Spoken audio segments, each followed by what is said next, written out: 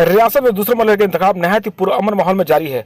सुबह से मुख्तलिफ बूथों पर लोग कतारों में खड़े वोट दिखाई दे रहे हैं। इस दौरान पंडुआ के तृणमूल कांग्रेस के जनरल सेक्रेटरी संजय घोष ने दावा किया कि तृणमूल कांग्रेस 250 सीटें हासिल करके हुकूमत बनाने जा रही है। सुबह से लोग कतारों में खड़े हैं, ये तस्वीरें देख सकते हैं।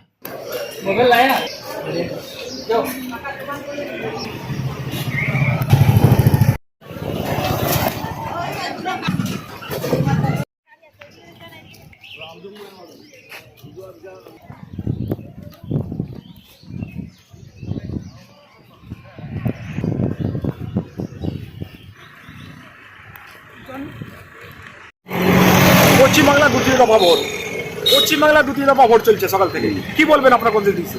দেখুন, প্রথম দফা ভোটে 152টা সিটের মধ্যে মানুষের যা ট্রেন ছিল 94% 95%, তাতে দেখা গেল উন্নয়নের ভোট হয়েছে। তাতে আমরা 152-র মধ্যে প্রায় 130টার মতো আমরা সিট পেয়ে গেছি অলরেডি। দ্বিতীয় দফা আমি প্রায় সকাল থেকে বুথে বুথে ঘুরছি, তাতে যা ট্রেন দেখছি ইতিমধ্যে এই মুহূর্তে 30% ভোট আমরা 10টার মধ্যে হয়ে গেছে, মানে প্রায় বিশাল আকারে ভোট পোলিং হচ্ছে। এতেও মনে করা যাচ্ছে 142টা কেন্দ্রের মধ্যে প্রায় আমরা 120 থেকে 22টা সিট আমরা পাবো। দিদিমণি 250টা সিট নিয়ে চতুর্থবারের মুখ্যমন্ত্রী হচ্ছে। শুধু সময়ের অপেক্ষা, 5টা বাজে বুঝতে পারবেন যারা কারা বাংলা দখল করছে। বাংলা তৃণমূল কংগ্রেস দখল করছে, আর 4 তারিখে শুধু সবুজ আবিরই চলবে। কেন্দ্র সরকার যেভাবে ঝাঁপিয়ে পড়েছে এবার বাংলা দখল করার জন্য, যে চারিদিন ঘুরে বেড়াচ্ছে যে বাংলা আমরা দখল করছি, কি বলবেন আপনারা? দেখুন, 2021 সালে বলেছিল যে আপকি বার 200 পার, সবাই এসেছিল, বিভিন্ন রাজ্যের মুখ্যমন্ত্রী থেকে কেন্দ্রীয় মন্ত্রী, পার্লামেন্টের সাংসদরা সবাই এসে, তাতে গেল কি ভাঙা পায়ে দিদিমণি 204টা গোল করে তৃতীয়বারের মুখ্যমন্ত্রী হয়েছিল।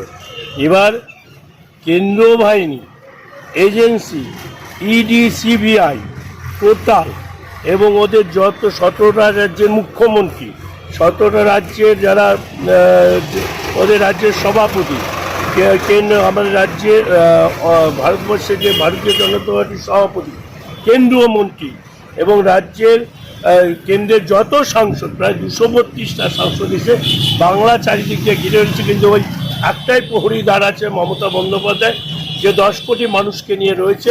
10 কোটি মানুষই 4 তারিখে, আজকে ভোট দিয়ে 4 তারিখে থাপ্পড় মেরে অমিত এবং মোদী শাহকে পাঠিয়ে দেবে। আর যেটা হচ্ছে আশা করে যারা বাংলা ভাষা বলতে পারে না, বাংলায় কথা বলতে পারে না, বাংলার কৃষ্টি জানে না, সংস্কৃতি জানে না, বাংলার মানুষ ওদের সঙ্গে মুখ ফুরিয়ে নিয়ে। সঞ্জয় ঘোষ খেলা করতে জানে, আজকে সঞ্জয় ঘোষের খেলা কি হচ্ছে? খেলা চলছে।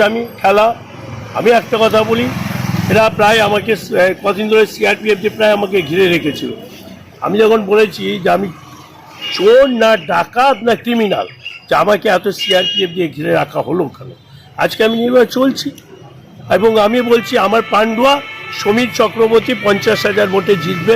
প্রথম দিনেও যখন তিনি পান্ডুয়া পার্টিতে পা রেখেছে 19 তারিখে, আজকে প্রায় 29 তারিখ, প্রায় 1 মাস 10 দিন হলো।